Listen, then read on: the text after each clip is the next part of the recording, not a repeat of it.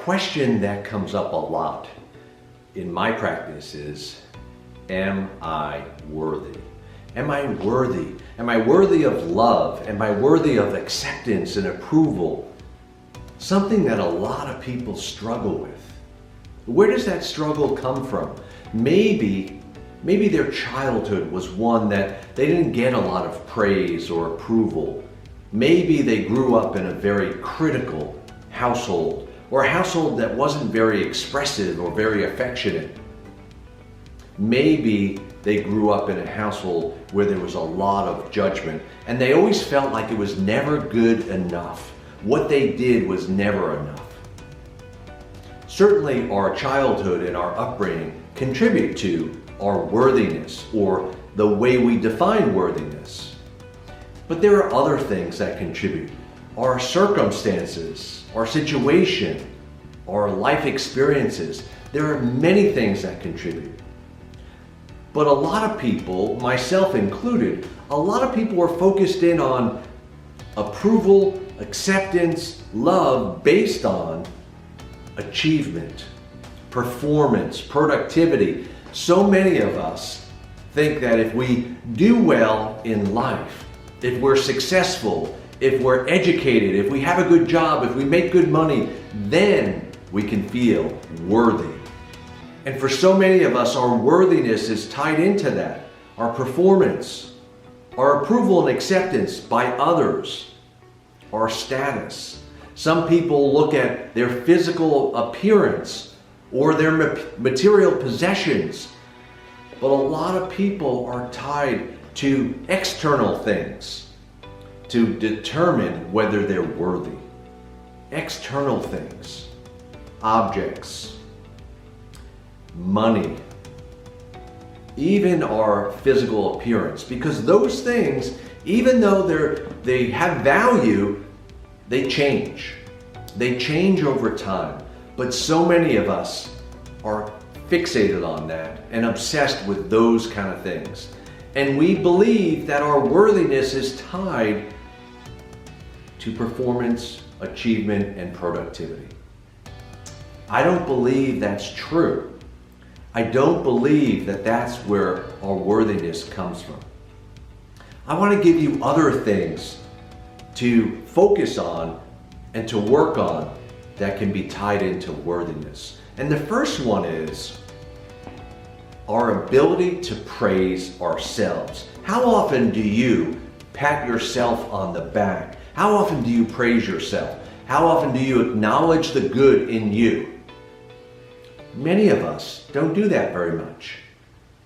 But that is a better form of building your confidence and building your worthiness, because it doesn't rely on other people. So many of us rely on other people in order to feel good about ourselves. So practice self-praise, self-approval, and self-acceptance through your self-talk, through your mindset, and the thoughts that you generate in your head. The second thing is focus in on significance being more valuable than success. And what I mean by that is, how are you having an impact in a positive way on other people's lives? What are you contributing to this world, to your community, to your family? In what ways do you have a valuable input or valuable contribution to the lives of the people around you? The third thing is relationships. So for me, that's like number one. That is the top priority. Your relationships with your family, with your spouse, with your children, your friends, your community, your God. Those are the things that I think really should be tied to worth and self-confidence and self-esteem. Is how am I doing with my relationships? Am I nurturing them?